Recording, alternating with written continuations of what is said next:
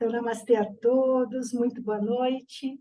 Eu sou a Simone Chiavoloni, sou ECA Mitra do ECA e vamos fazer a leitura. Nós estamos bem no início da leitura do livro Os Quatro Segredos Sagrados, que é este livro aqui. O meu livro está bem gasto, eu tenho dó de comprar outro, porque ele tem a minha energia já, então eu tenho dois livros, um fica no escritório, um fica aqui comigo, e os dois já estão assim, de tanto que realmente eu uso e leio esse livro.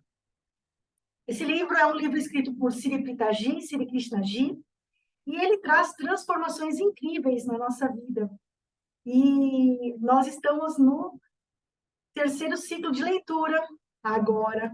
E estou muito feliz de estar novamente conduzindo a leitura deste livro que trouxe tanta transformação para mim e tem trazido tantas transformações para as pessoas também que estão realizando essa leitura. Sempre que antes de eu iniciar, parece que eu estou a 1000 por hora, e é verdade, meu coração ainda está a 1000 por hora por causa da emoção dos links que eu tinha passado. Antes de começar a leitura, eu sempre gosto de falar um pouquinho do que aconteceu na leitura anterior, só para dar aquele linkzinho.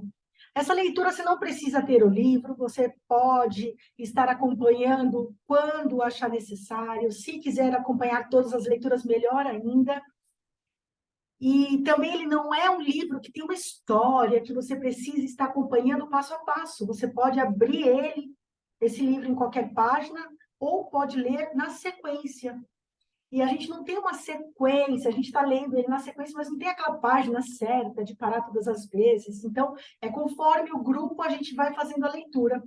A gente parou a leitura na página 28, e o que marcou bastante, porque nós estávamos falando do primeiro segredo sagrado, Viva com a Visão Espiritual, que foi escrito por Sri Krishnaji. E nesta leitura que a gente fez anterior, ele estava falando, teve a história da fábula de Iesme e Nome, que são os dois monges que foram atravessar o rio e encontraram uma mulher. E aí mostrou para nós, então, para quem não leu, a gente leu praticamente 4, 5 páginas no máximo, que foi lido na semana anterior, foi da página 23 até a página 28. Ele fala sobre Iesme e Nome, que são dois monges que foram atravessar o rio, e ao atravessar o rio, eles encontram uma mulher que está chorando e precisa atravessar este rio. E aí, neste momento, um deles carrega a mulher no colo, atravessa ela, e o outro fica perguntando para o monge: mas por que você pegou a mulher? Por que você carregou a mulher? Por que você conversou com a mulher?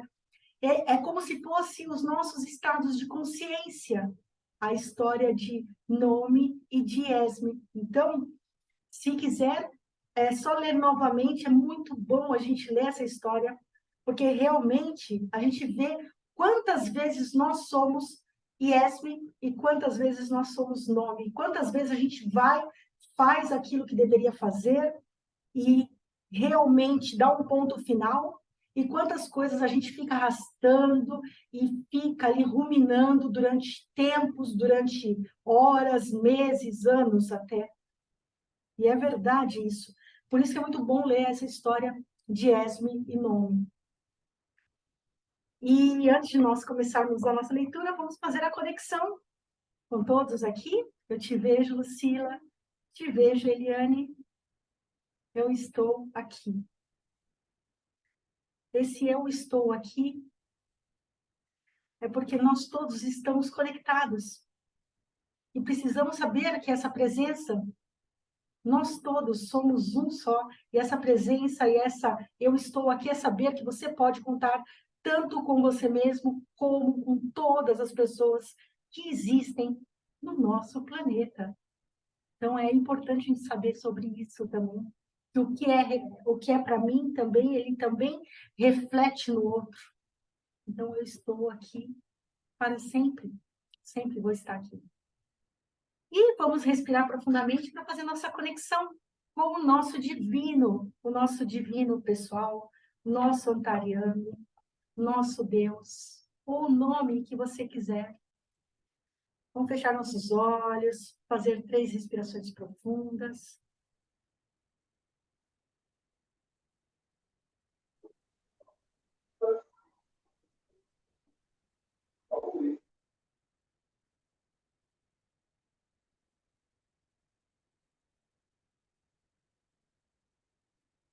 Vamos abrir as portas do nosso coração e adentrar nesse espaço que só nós conhecemos.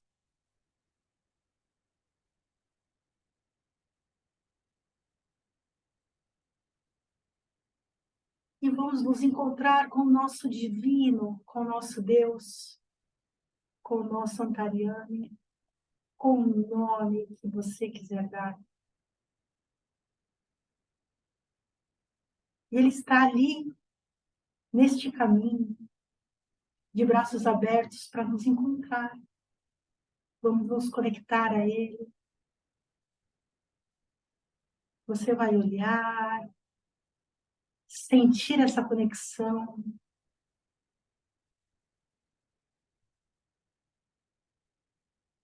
Eu estou aqui, meu divino. Eu te vejo. Eu te convido para fazermos a leitura de hoje. A leitura do livro Os 4 Segredos Sagrados. E intenciono que essa leitura não seja apenas uma leitura de palavras soltas.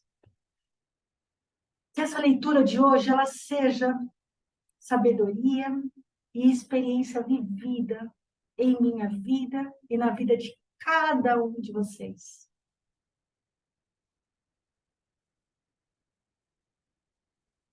Vamos respirar profundamente, abrir os nossos olhos quando se sentir prontos.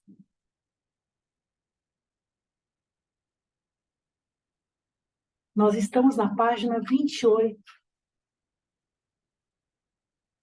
Destrinchando a palavra.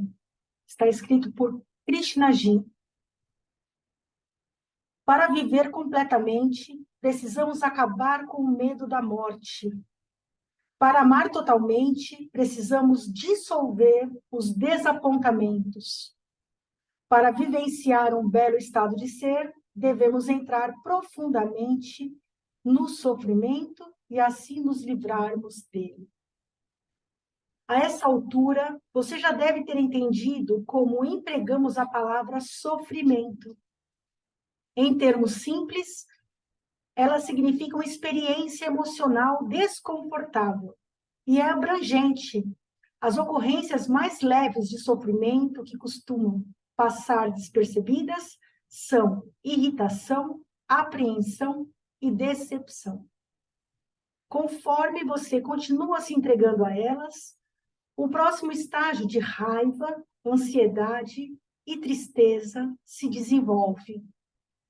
Se você não foi ensinado como dissolvê-las, elas podem se transformar em ira ou espírito vingativo, pânico ou depressão.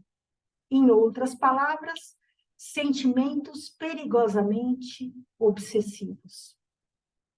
Não importa em que nível você esteja sofrendo, é essencial perceber que o sofrimento prolongado faz mal. Estados de sofrimento são os principais destruidores de cada um de seus sonhos.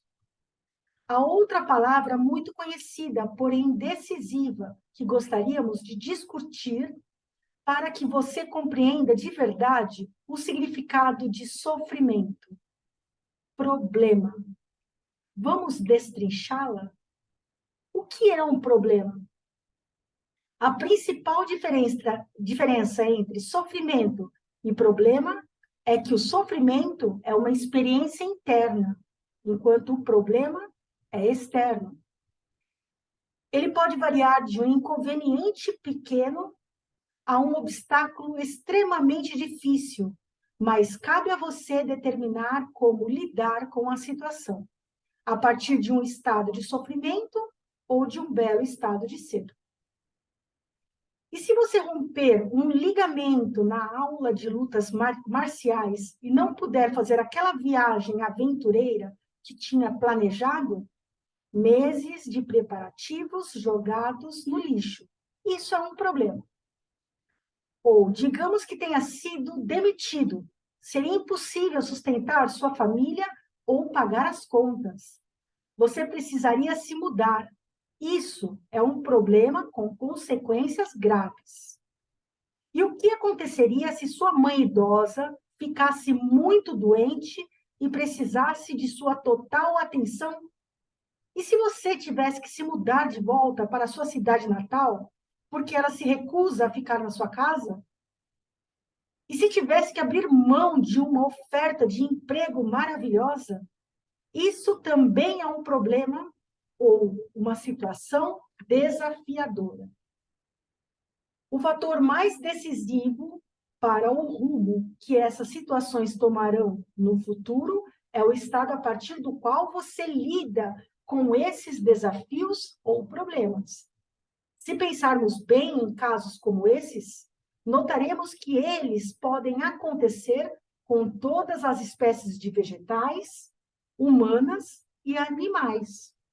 Sempre que ocorre uma tempestade, centenas de plantas e árvores são arrancadas do solo. Muitas morrem. Bichos na mata perdem território e enfrentam escassez de comida. Às vezes precisam deixar seus lares para trás por causa de uma ameaça inesperada. Quando a minha equipe estava filmando um documentário sobre a vida animal, Tiger Queen, em 2010, fiquei surpreso com a semelhança entre os problemas e os problemas dos tigres na selva.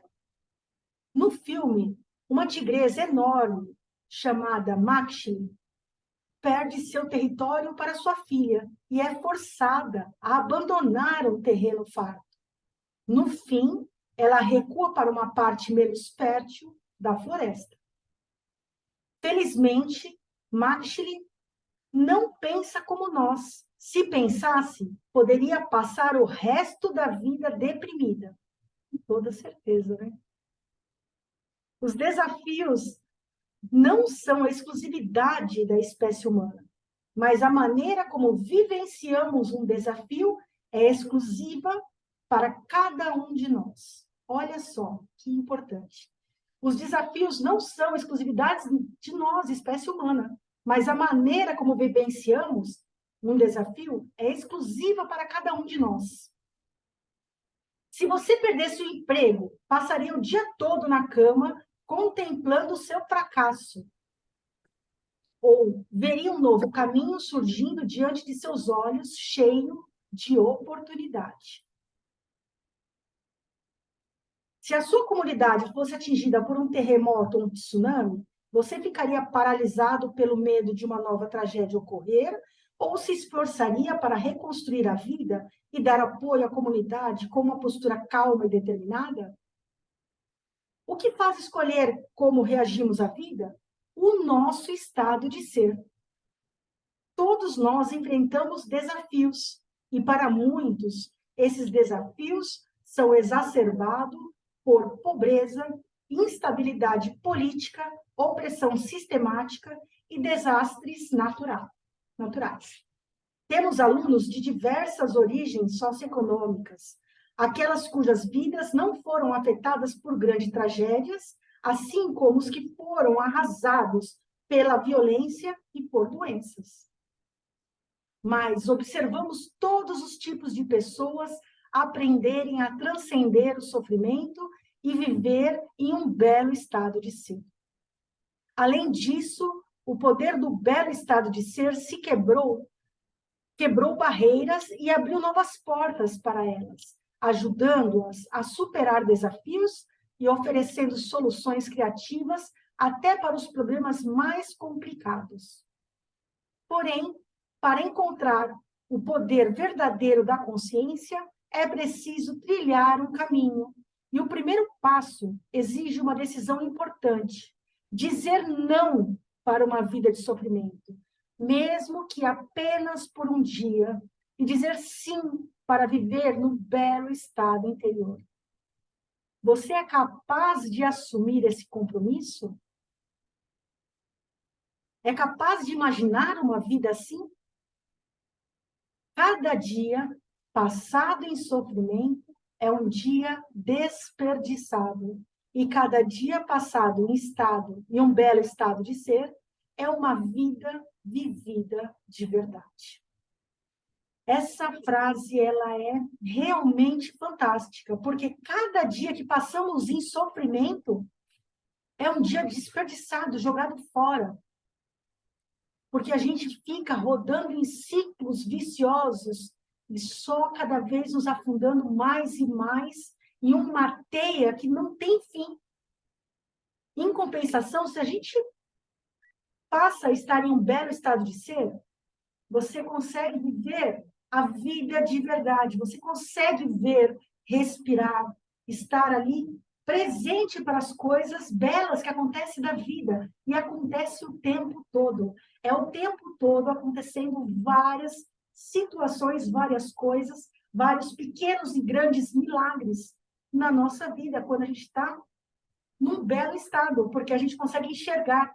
Quando a gente está no mau estado, que a gente está no estado de sofrimento, eles também acontecem, mas a gente não enxerga. E acontece menos por vibração também, porque estamos numa vibração mais baixa. Mas acontecem milagres o tempo todo, você consegue ver. Se você estiver no belo estado, você vai conseguir enxergar isso.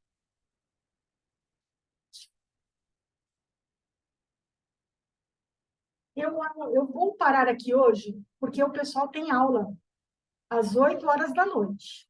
Mas dá para a gente conversar, viu, Eliane? Porque a gente vai ter mais tempo para a gente conversar, tá bom? Mas eu sei que a Lucila tá, eu acho que a Eliane Godoy, se não me engano, tá também, a Elisa também. Então, assim, dá tempo de eu fazer a doação de Diksha e a gente conversa um pouco sobre esse tema de hoje, tá bom? Então, vamos todos nós fecharmos nossos olhos, respirar profundamente.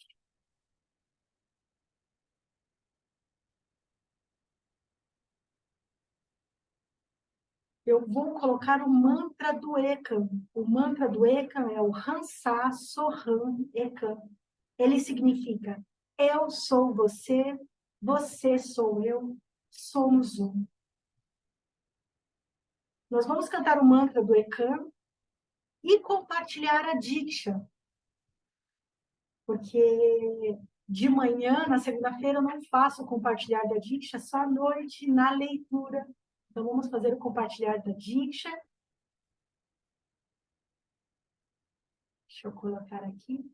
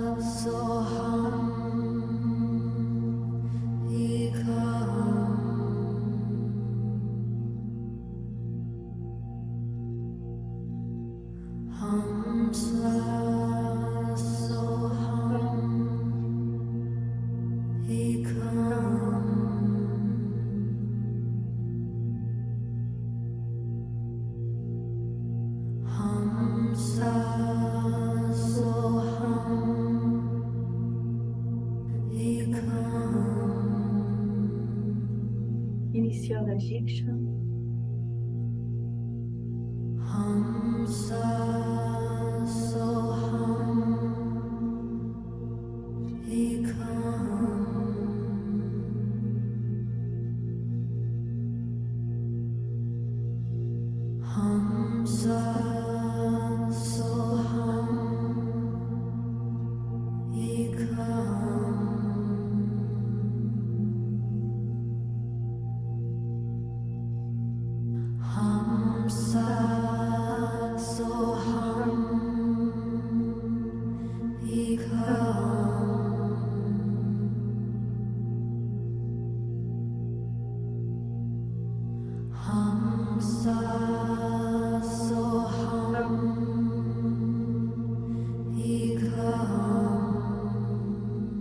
Vamos convidar todo o nosso círculo de almas e colocar no centro desta roda para receber também essa bênção.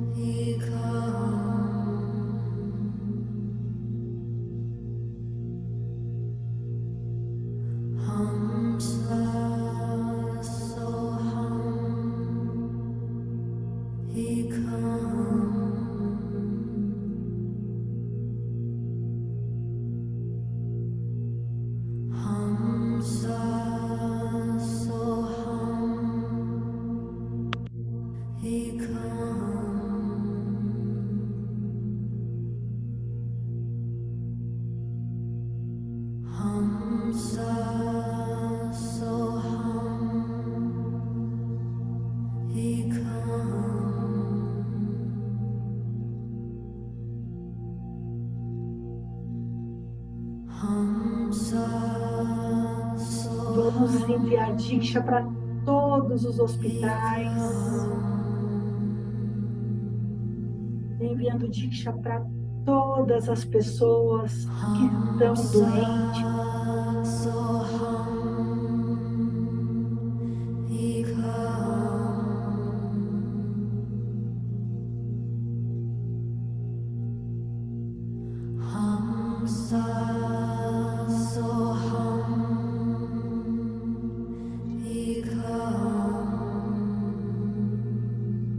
Enviando Diksha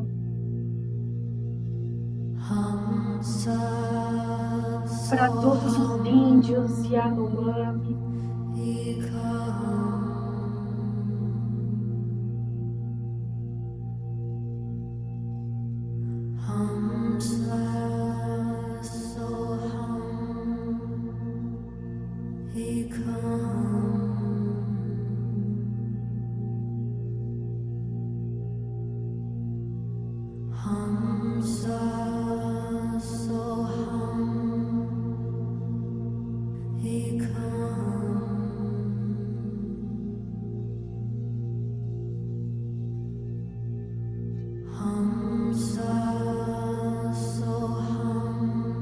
enviando Diksha para todo o nosso planeta Terra.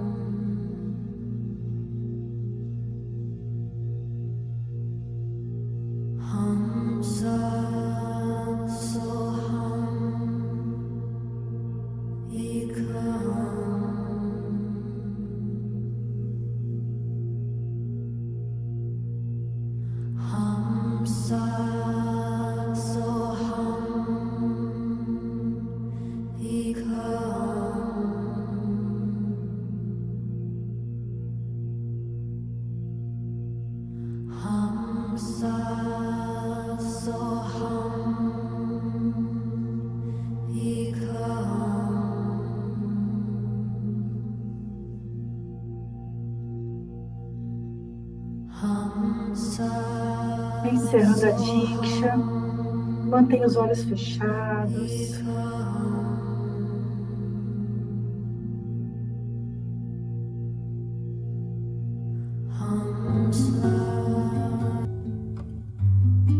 vamos integrar toda essa bênção que acabamos de receber.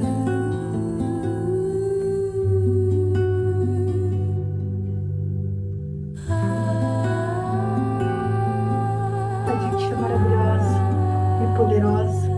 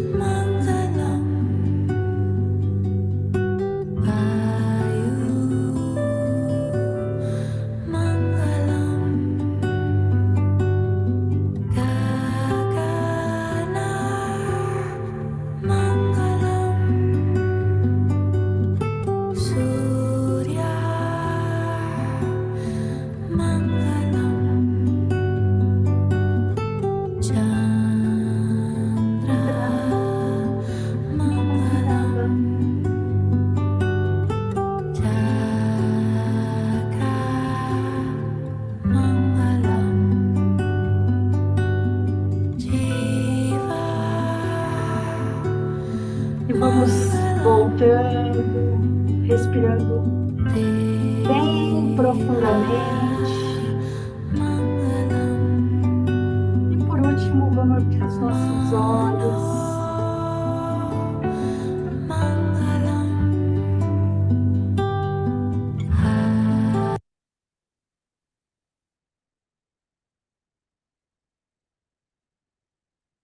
Esse foi o nosso encontro de hoje. Eu vou encerrar a nossa gravação